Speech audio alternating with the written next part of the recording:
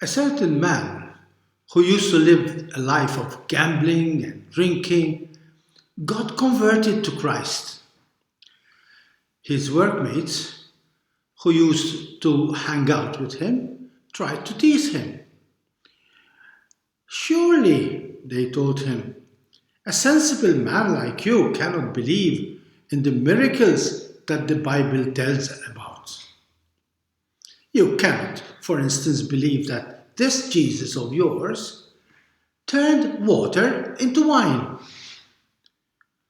The man's reply was, well, whether he turned the water into wine or not, I do not know. But in my house, I have seen Christ turn my drinking and gambling into a happy home. Do people change?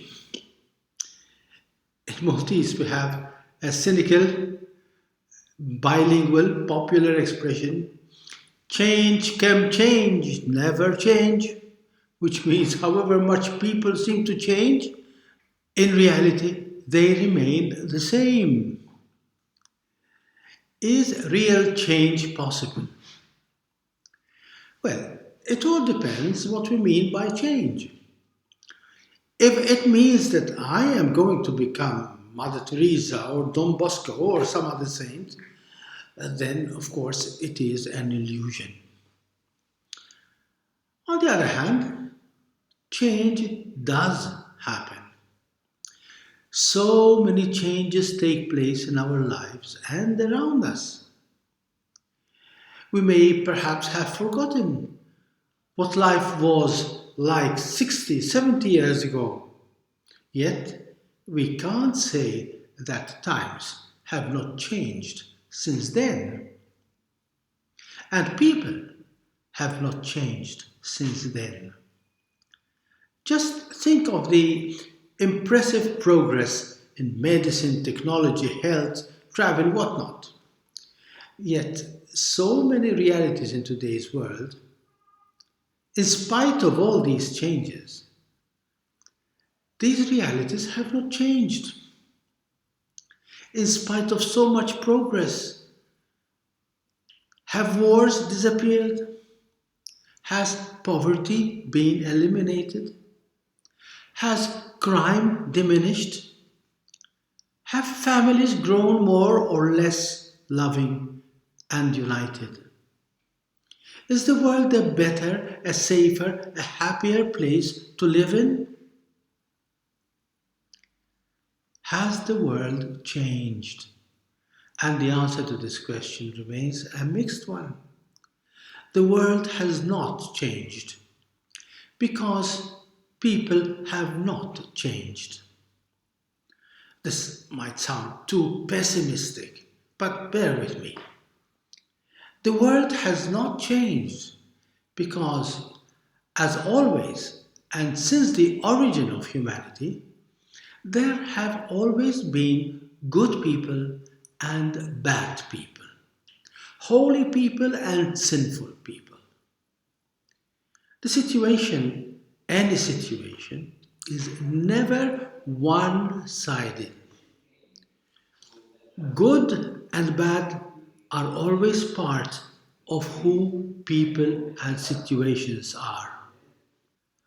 What Jesus is telling us today in the gospel is to forget about the black and white, the good and bad scenario. He is simply inviting you and me to concentrate on transmitting the goodness within us, to hopefully inject a taste of goodness in the others, in the world. He is not asking us to eliminate or get rid of whatever is bad and ugly. He is asking us to share, transmit the delicious and wholesome taste of goodness to those around us. No, our first mission is not to change others, not even to change ourselves. Our first mission is to share and give to others whatever is good, whatever is beautiful, wholesome, and life giving within us. Let us share it with those around us, even if we are not perfect, even if we are not totally good. This can only be done if, like the salt Jesus speaks of in today's Gospel, we allow ourselves to melt, to be dissolved in the cooking pot of life. Because it is by losing ourselves, that's melting, by making ourselves fully available to others, that we can become one with them in the melting pot of life. This is the price of being the salt of the earth. And the same applies to being the light in the world. It's not about switching on the lights of our homes. It is paying the full price of the electricity bill. In other terms, self-sacrifice, humility, understanding, openness, full and loving acceptance of who the others are.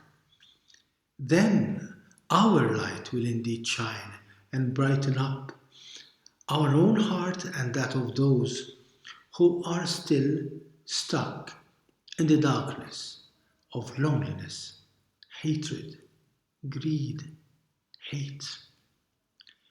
Jesus is not asking us to add salt to the melting pot of life.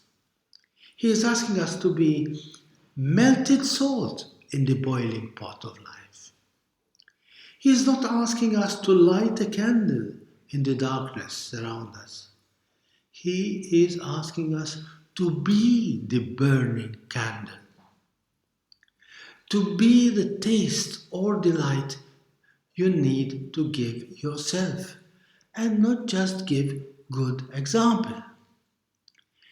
It is who you are for them that changes people.